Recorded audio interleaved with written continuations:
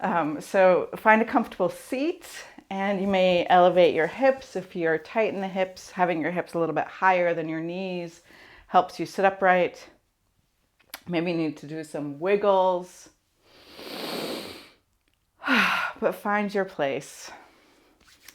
Bring your hands to heart. Take a couple of full, unhurried breaths.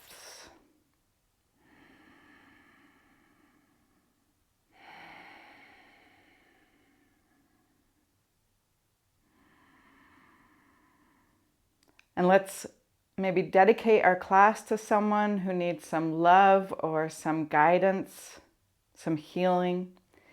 And it can be even to someone who has passed over the threshold recently, especially, but really anytime. And lift up an image of that person in your mind's eye, of them healthy and happy and well.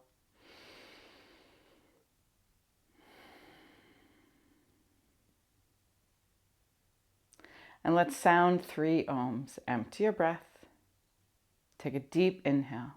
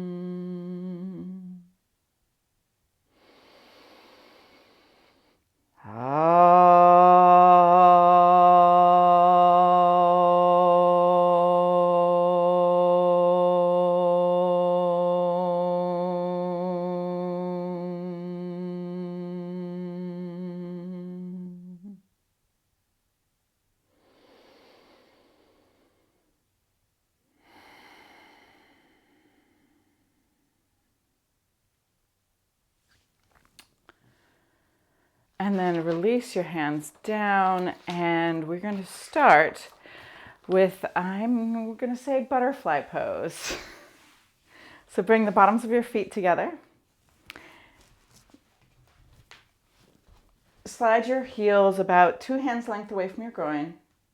Grab onto your shins, and we're going to lift our heart, look at the ceiling, and we're going to do what often is the morning wows, but make your whole face be delighted to be alive. So you go, wow, wow, wow.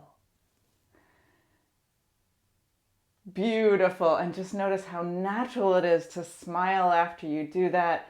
And then tuck your chin in towards your chest and start to soften down towards the ground, letting your palms be open, letting your head hang.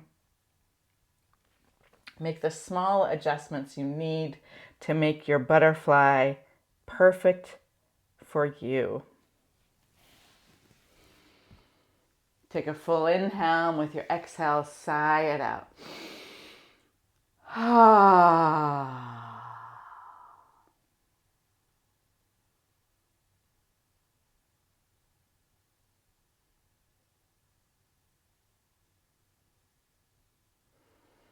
Take some time after you've found the right position in the posture to get really relaxed and soft in it, at least not pushing, not pulling. So even if like relaxed doesn't quite come quickly for you in this pose, find at least stillness. And notice that even as you breathe, your body kind of settles into the posture. You might have help.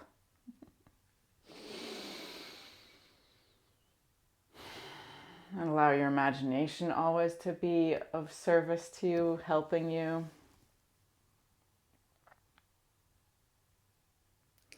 And in this yin practice, closing your eyes is totally appropriate. It kind of creates this cave-like place for you. helping the introspective nature of the practice.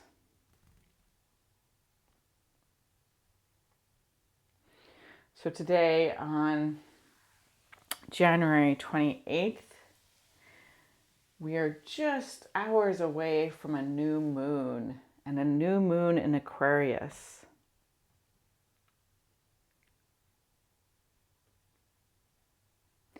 And the sun is going to be joined by the moon, is already in Aquarius, as is Mercury and Pluto. And very close together, Mercury is going to be conjunct Pluto while this new moon happens. So it has a mark of intensity. I mean, here we are in the middle of winter in the northern hemisphere.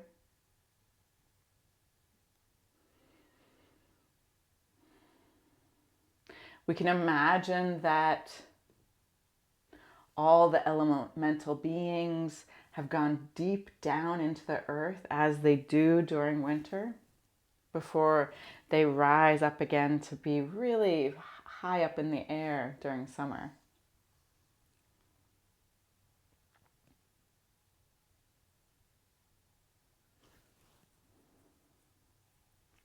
So we can build this picture of what is most alive is actually deep in the earth right now.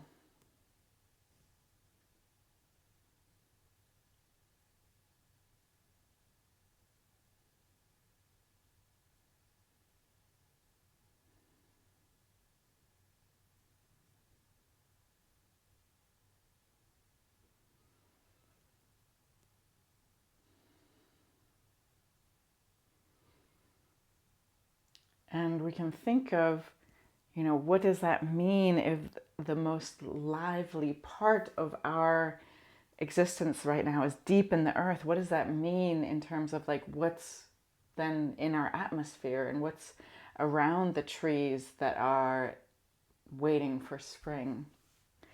Start to inhale, lift up. And you're going to sweep your left leg behind you. That would be your left leg. I'll do the same. And you want to have your heels about, they're about a hand length away from your groin. So you can adjust, you can make them closer to your spine if you are living in a tight body today, or you can take them a little bit further away from your spine if you're feeling super flexible. Now inhale, lift up your chest, and with your exhale, bring your left hand to your right knee and actively twist into this pose. Inhale, lift your chest again, and with your next exhale, slide your arms forward and let your head soften down. Most likely your right elbow's on the ground, maybe your left elbow. Of course, your left buttocks is off the floor. Make this deer pose your own by adding little adjustments, finding the right place, and then committing to stay in the pose in softness. So in the agricultural lectures by Rudolf Steiner, he talks about the difference between air that is above ground and air that is in the soil. And he talks the difference about warmth that is above ground and warmth that is in the soil. And when we look at these elements during this time in the middle of winter, when we look, for instance, at air, it's then dead above the ground. Just as we see, like we're not harvesting anything, there's growth isn't happening. The liveliness is in the animals, perhaps. Or maybe the light. But this dead air, it's not a handicap to us in quite the opposite, in fact, or not the opposite, but surprising to our understanding. It is that makes it much clearer in our thinking. So we would actually be very dumb if we had our head underneath the ground. It'd be very hard to think with our head underneath the ground. But this air quality that we need to think clearly is different than the air quality that the minerals need or the plant's roots need at this time of year. So in our kind of Western sophomoric understanding of things, we go life good, death bad. And we want to really take a second to move our understanding more to this cosmic esoteric understanding of life and death. So death in our physical world is a birth in the spiritual world, or with the elemental beings moving life forces deep down into the earth and therefore taking them away, these living forces away from the surface. It is so that something can happen, just as like something happens when we actually pass away and die and then return in a following incarnation. We don't return as the same being in terms of our personality, but there is a kernel and a seed that is true in every single lifetime. Now start to lift up, walking your hands back towards you, and just do a little counter twist. So you're going to twist to your right, lifting up your chest. Did I do it? I meant twist to your left. Good one. I'll get in the same legs as you guys again. Okay, there we go. And then come back to center, and you're going to slide. You're going to bring your right foot to the earth, and you're going to step to your right foot and maybe shimmy and slide your left knee back a little bit. And then take your right foot open to about 45 degrees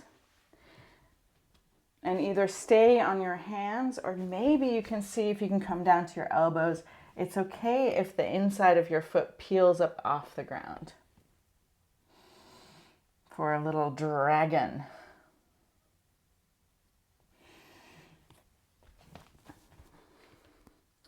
So if we look at the human body, we also have this polarity of a lot of life and of a lot of death. Like, we know that all of our cells go through this process, that continually death and rebirth is happening in our body on a cellular level. But we also can start to understand that the atmosphere and the conditions of our torso and our belly is quite different than the conditions of our head. So when we think of what is optimal for, our kidneys and our stomach and our spleen, we think, oh yes, warmth, coziness, that is optimal. And then start to walk your hands back towards you. We're not going to linger too long today because we're going to turn this dragon into a screaming monkey. So reach back, bend your left knee, and hold on to your hand and see if you can just pull your heel towards your buttocks so you feel a stretch in the front of your left thigh. Let your heart open, maybe looking a little bit up, a little bit back.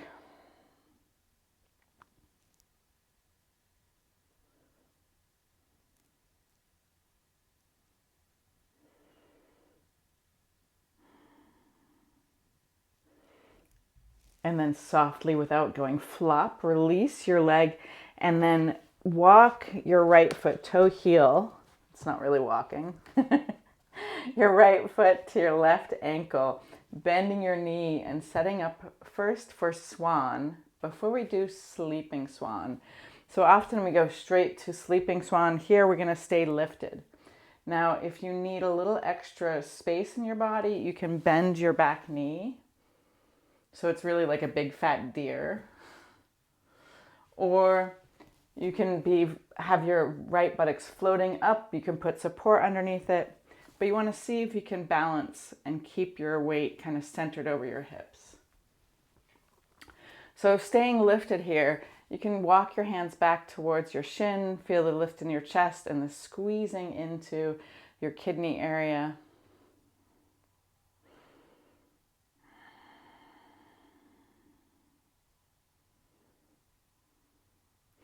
So think about even what conditions do you find yourself associating with clear thought. It's much more this like, we applaud people who are cool-headed. Though maybe most of your friends are hot-headed. But we in our language, we often have kind of arrows to wisdom that is far bigger than they're just sayings. So often we know that our stomach and our digestion works best in warmth, and actually our thinking and our clarity works better in coolness. And it turns out that, our body and belly do much better if we're eating really living foods, stuff that's full of life, not stuff that's designed to live on the shelf, no pun intended. So, but in our kind of head realm, we rely on these death forces. Steiner talks about how even thinking is connected to a death process. It's very far away from how mainstream talks about life and death in the human body. But there is a death force connected to our thinking. That there's an inability to think if it's too alive.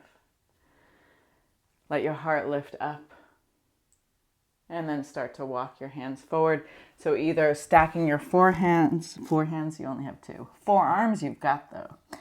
Your forearms and putting your forehead onto your forearms, or stretching your palms forward and letting your head rest on the ground. Your third eye meeting the floor. Take a full inhale, make the adjustments you need, and with your exhale, just sigh it out.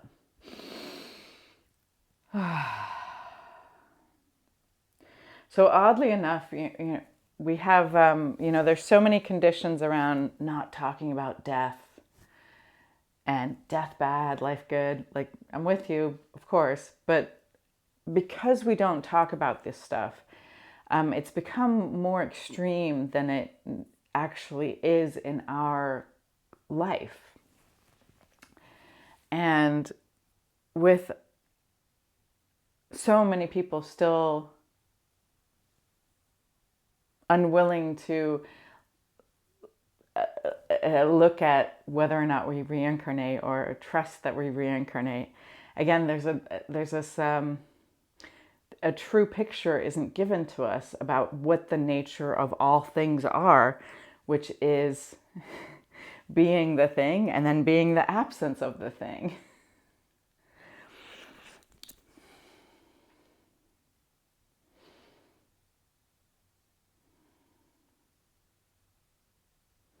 So we can think like in our death, like we are gone from this physical life and we are gone from these relationships in the physical realm.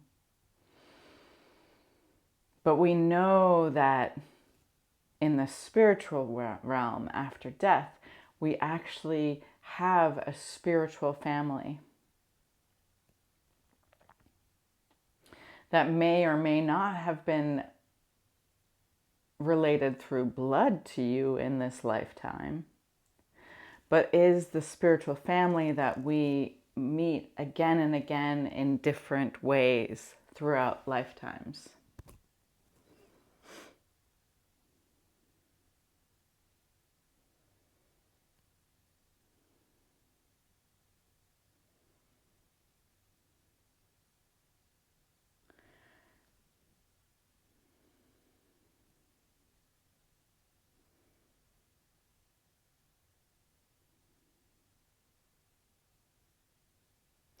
in our body, the way the cells work, it's how we stay healthy, how we even are rejuvenated, is that there is the expulsion of the dead cells and the creation of the new cells. Take our liver, for instance. Thank goodness we were born with a liver. But our liver, the liver we have now isn't exactly the same liver as we had as a baby. It's not like a little house was built and you just keep adding like extra rooms as you grew bigger to accommodate the size that you need your liver to be. Instead, the liver has been replenishing itself and growing with the body in relationship to the body, but it's never been stuck. It's never been stagnant in just homeostasis. It's not like an object, it's not like an inert object, like a brick or a piece of, plastic.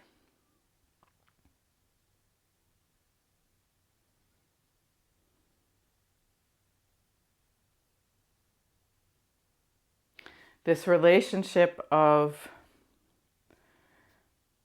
our expression of our being and our beingness, of, we can think of, we have a spirit that is ours that does not have one physical stagnant body. Yes, when we're alive on earth, we're in between birth and death. We have a physical body.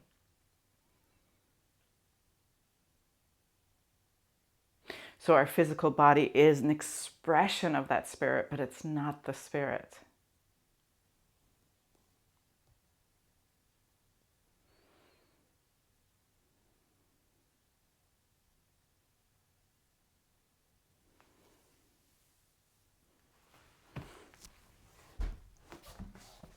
Now start to walk the hands back towards you. Tuck your left toes under and stretch your right leg up into the sky.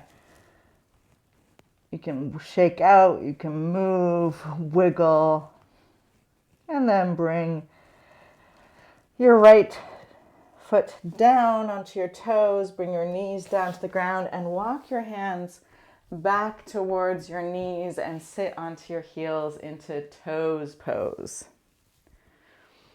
Now, toes pose is a posture that does really show off our special uniqueness. I could sit and lecture here for like 20 minutes and be like, okay. I mean, yes, I'd be feeling my toes or not feeling my toes.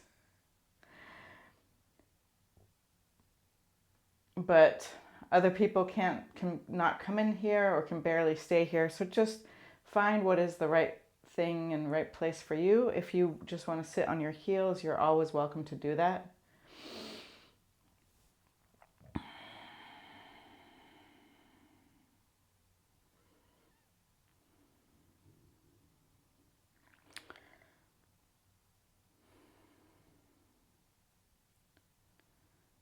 So if we have this imagination of our spirit and that we are now in this lifetime in one physical expression of our spirit, we can start to understand that even the relationship between our spirit and our body produces a beingness,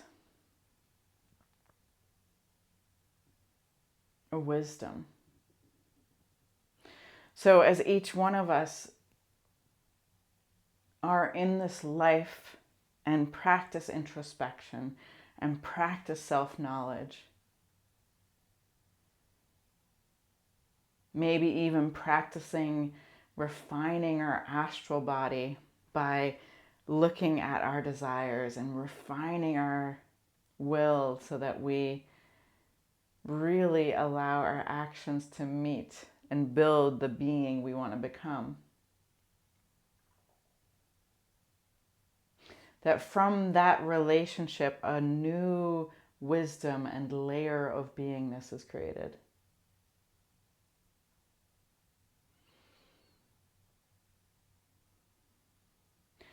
All right, come up onto all fours. Slap your feet against the ground. It's also nice to make noise when you do that. Feel a little vibration through your body. Whoa.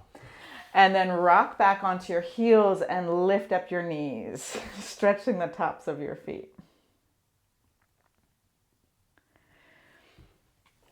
And then we're going to bring our right heel in front of our groin, left heel behind, and make the adjustments. Maybe it's about one hand's width away from your groin, maybe a little bit further away for an open body, maybe a little closer together for a tight body. Lift up your chest and turn to your right. Lift up your heart. Are you worried we're doing the wrong leg? I think we are. Thank you. See, I'd be lost without y'all. So we're going to do the left knee in front, just checking to see if you're paying attention. Inhale, lift up your heart. Give a wave. And with your exhale, twist. And then with your next inhale, lift up your chest again. And then with your exhale, slide your arms out away from your body and then come down onto your forearms. At least one of them. Make the small adjustments that it fits your body.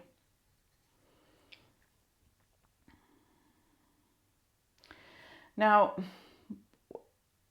one of the most beautiful things that we notice when we start studying ourselves, when we continue to study ourselves, when we study the natural world, when we study the cosmos, or even when we study esoterica or how planets are formed in cosmology, you start to see the themes repeated again and again. So what's true for the planet Earth is actually true for our physical beingness too, for our beingness. What's true in the development of, a planet is also true in the development of us. And even what's true of what we know of the spirit realm is also true for us. So when we study this elusive, hidden secret of the actual Godhead even in that we have some element that is connected to us. So we can talk about the Godhood, and it comes most naturally to me, of course, in Christian terms, but it can also, you can look at it through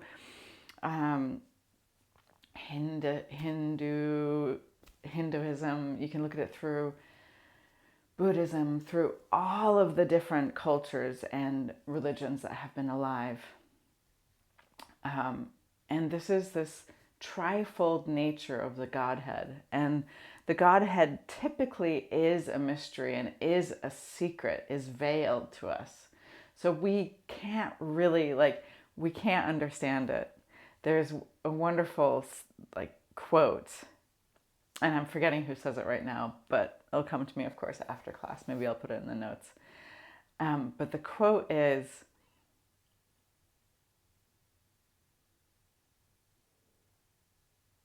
if we study the Godhead too much, we'll lose our mind. But if we never study the Godhead, we'll lose our soul. And so this Trinity is often made up of some elements that are really, even though the whole Godhead is still like a mystery to us, but some elements that are spiritual and some element that is physical and some element that is elusive or about the relationship in between. And in Christianity, we have the Father, the Son, and the Holy Ghost. And the Father is like the Spirit, and the Son is like the manifestation of the Spirit. And then the Holy Ghost is the wisdom of what happens in the relationship in between. Now, as much as it would be exciting to spend the time just speaking about the Godhead, I just wanted to lift it up as an example of how far-reaching this concept is of some non-physical thing with a physical expression and then that relationship in between, and how much we can actually learn about ourselves when we start to understand that our whole beingness isn't just our body, isn't just our spirit, but is really this whole combination and inclusion of all these elements, our non-physicality, our physicality, and the relationship in between.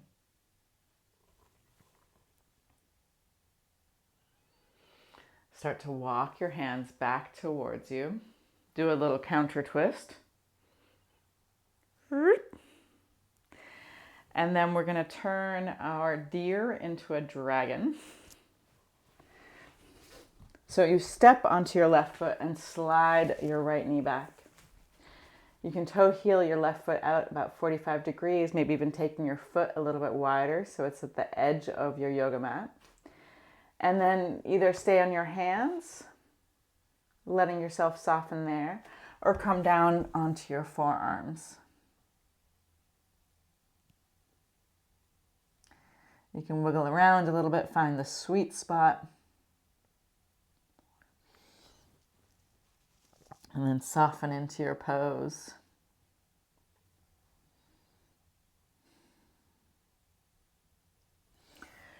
Now for me, this relationship between our spirit and our body is expressed in our soul.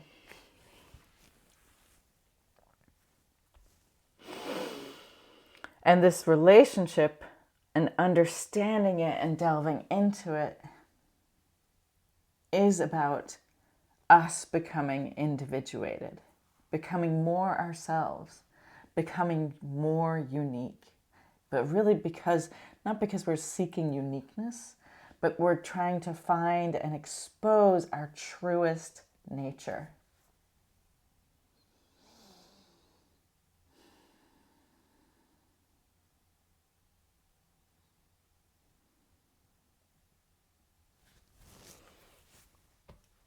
Walk your hands back.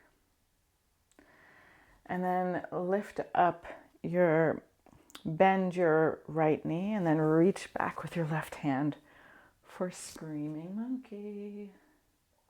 Now you don't have to scream. You can lean back into it a little bit, pulling your heel towards it's twisted monkey. I'm sorry, I messed up the screaming part. There's no screaming involved. Just twisted monkey.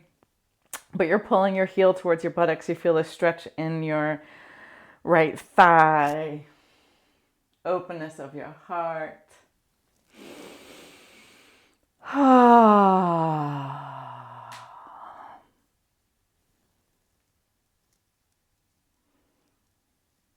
And then gently, without going splat, extend your leg. Maybe tuck your toes under just while you set up for swan pose, just because it gives you a little bit more freedom to make adjustments without tweaking anything. You could even lift your knee off the ground. And then find your way into your swan pose. So head high. If it's too much, you can always bend your back knee a little bit, or see what happens when you take your left knee more to your left. But staying lifted here.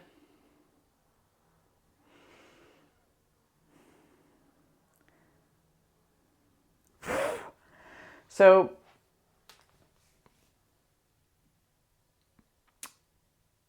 with the new moon happening in Aquarius, we can think about what this Aquarius archetype points to. First of all archetypes point to 1,001 things, even more. So we can find themes that are totally different than the one I'm going to lift up. You can find your own themes around it. But I'm really noticing how much this sign has to do, Aquarius has to do with individuation, with being your unique self as a part of the collective. So in astrology, Aquarius represents the collective consciousness of everyone who's alive, or of everyone, period. And it simultaneously also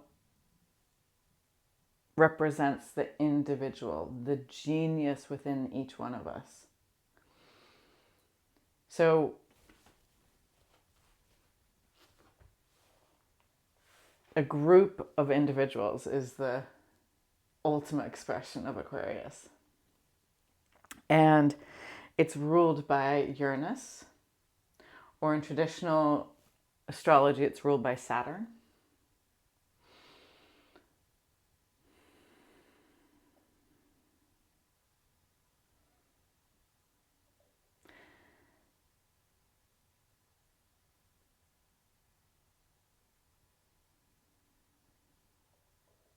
And in this new moon, because of the combination of Pluto and Mercury being right there and conjunct, the special emphasis is in how to be more yourself, to really honor your soul, to express your soul. Maybe lift up your chest a little bit more and then start to walk your hands forward, coming into sleeping swan.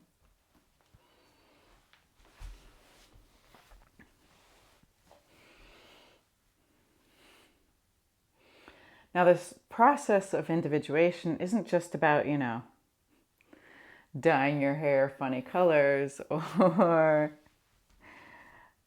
putting on crazy clothes, but really, how do we reveal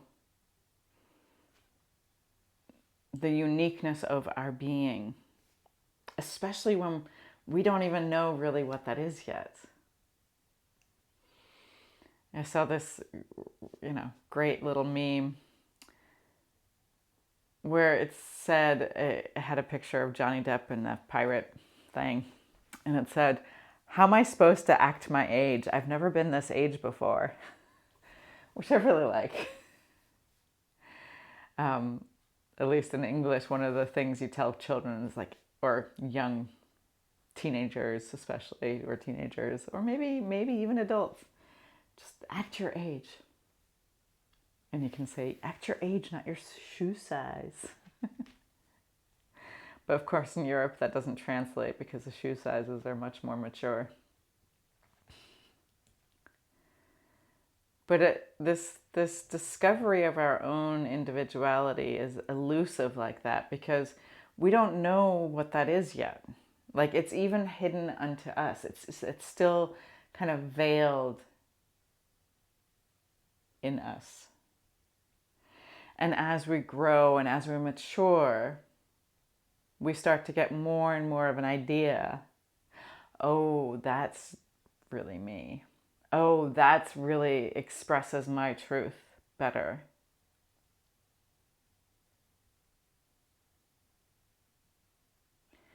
But when you were like 3 or 4, like, you definitely didn't know who. Maybe there were some things that were more clear. I'm not going to argue with you there. But even as a teenager, when we start to explore this question of what do you want to do, who do you want to be in the world, we have a feeling, perhaps, but in no way do we know really what that looks like, even if we already have decided, like, oh, I want to be a doctor or I want to be an artist.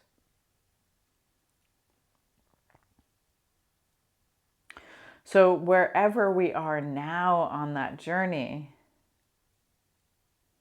we can only be responsible to as much as is revealed to us,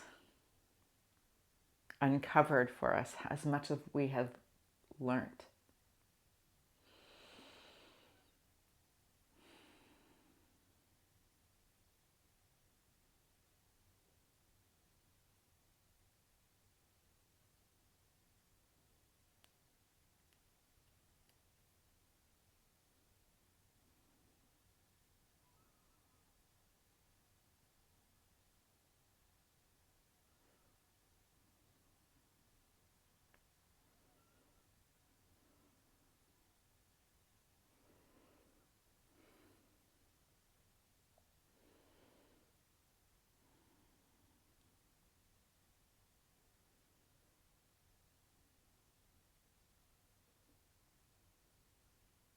Notice if you can soften just a little bit more at the end of this pose.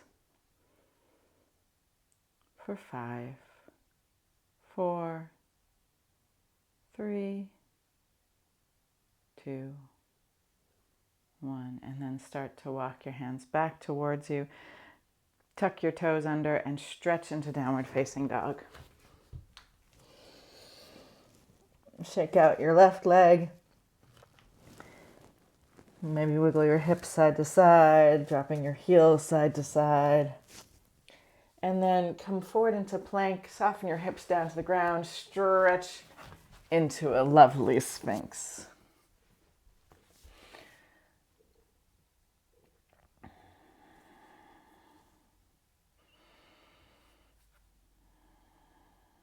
Maybe you already are eager for a more intense back bend. If so, you're welcome to take a yoga block or a stack of books and put your forearms onto the block.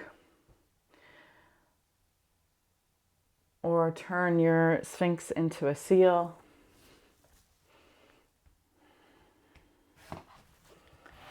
But whatever variation you're choosing to do, make it your own.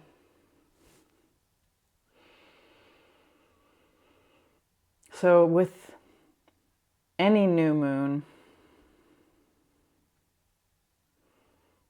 every month, we celebrate the beginnings of something. The theme often is that you know, in the dark moon, you plant the seed.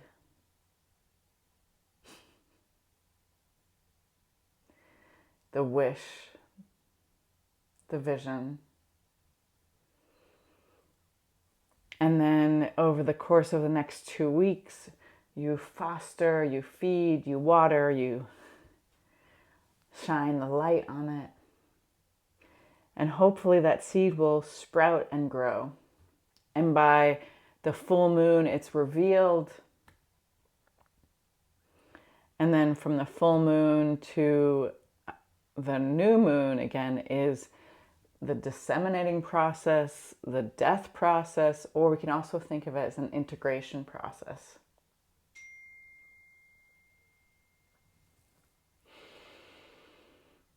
That cycle is quite quick. And now at this new moon, we have a little bit more emphasis on it, not only because it's the first new moon of the year, but because it's the first new moon with Pluto in Aquarius, where it's going to be for till 2043. And so there's really an emphasis on what we want for the future. And with Mercury still being retrograde, it's still a perfect time to, instead of being like revealing plans, to be making plans. Setting intentions. Drawing up the vision boards. Writing down your hopes.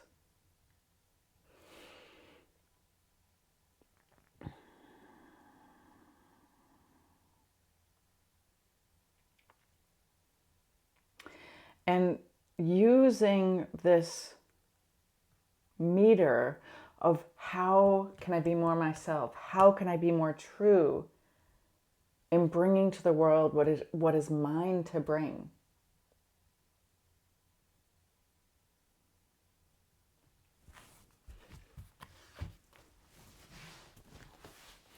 How can I be more fully present in my work? How can I be more expressive of who I am? And it doesn't mean yelling louder or talking more necessarily. Perhaps for you it does. But in general, what parts of me do I keep hidden that I'm ready to grow into and reveal and integrate into my beingness?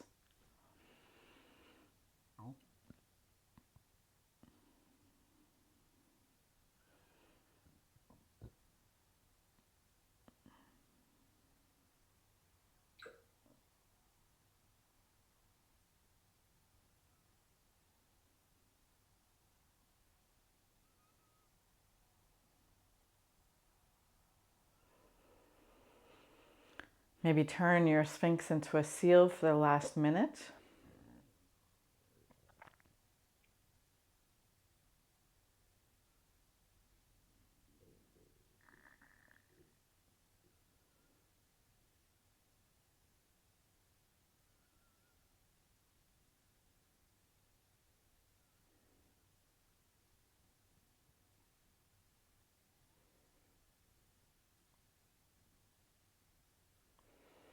Halfway there.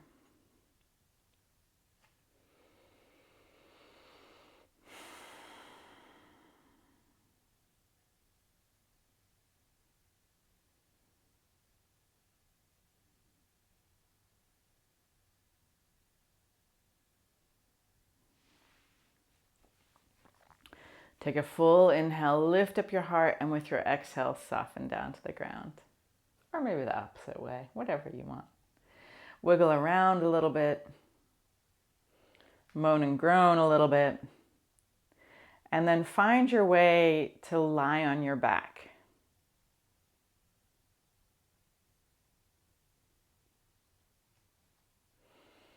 Maybe you're rolling over, maybe you're flipping over, doing Akshasana, whatever.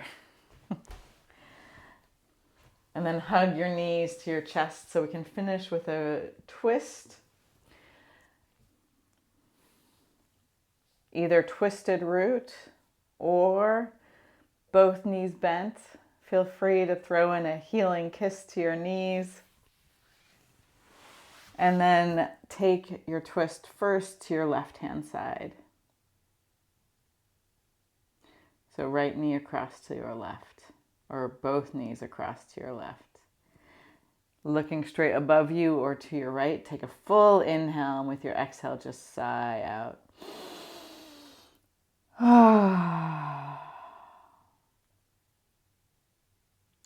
It seems like such a funny thing to talk about, doesn't it? Like how to be yourself. It's the one thing that you are, conscripted to do. It's like it was your mission from the very moment you decided to incarnate into yourself to come to be on earth here.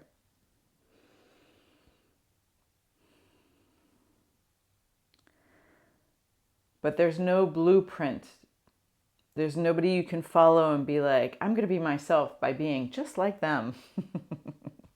Too bad, so sad.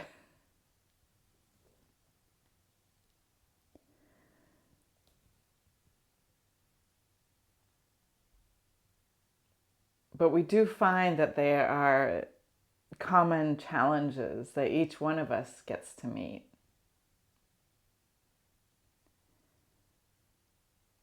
Finding the places where we aren't free. And then starting to understand if we can find in our thinking, in this realm that is actually assigned to the realm of death, can we find where we want to go?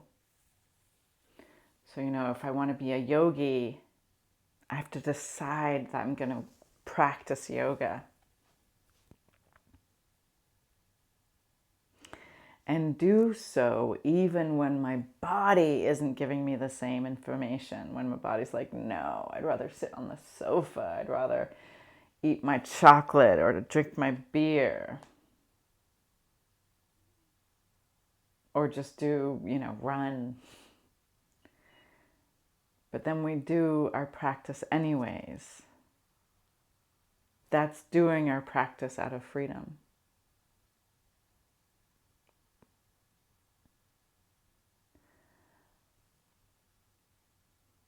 Take a full inhale, sigh it out.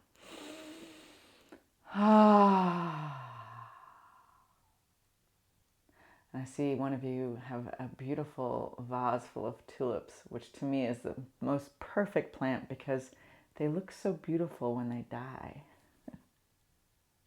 Then inhale, bring your knees back to center. Maybe slip in another kiss, appreciating your physical body, that you have something to express your spirit with. And then take the other side.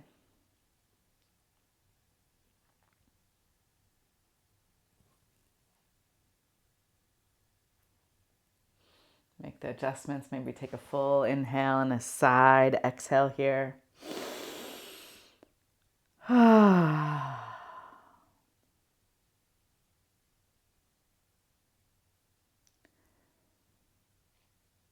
a quote that even is before our Christian era, before the turning point of time, from Lao Tzu. When I let go of what I am, I become what I might be.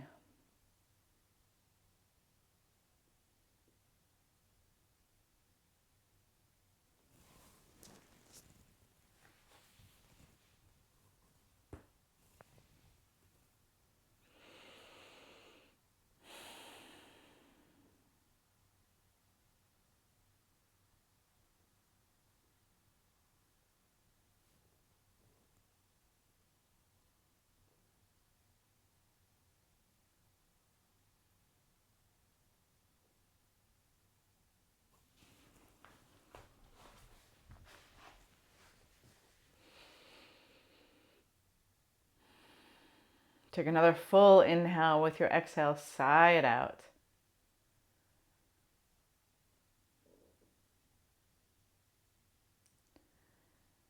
And start to roll back to center and stretch your legs out for Shavasana, for corpse pose.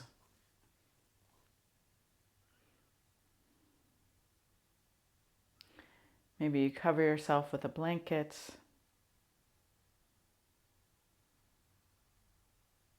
Maybe you just cover your eyes with your eyelids.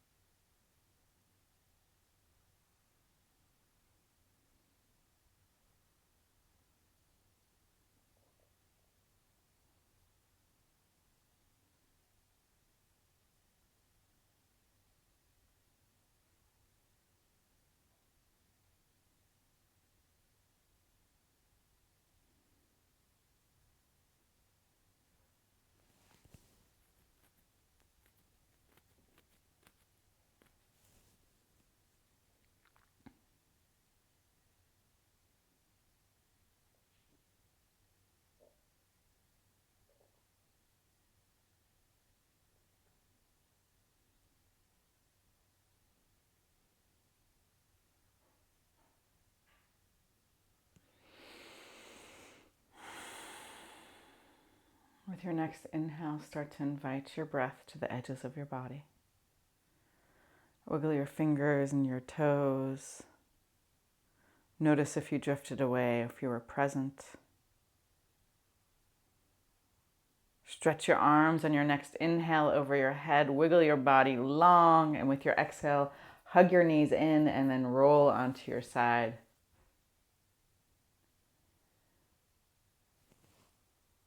Feeling the vibrancy, the life force still within you. And then help yourself up into a comfortable seated position. Allow your hands to meet at heart center. Lift your heart up into your thumbs. Let your shoulders soften behind you. Empty your breath. Lift up an image of the person you dedicated your class to, and then inhale.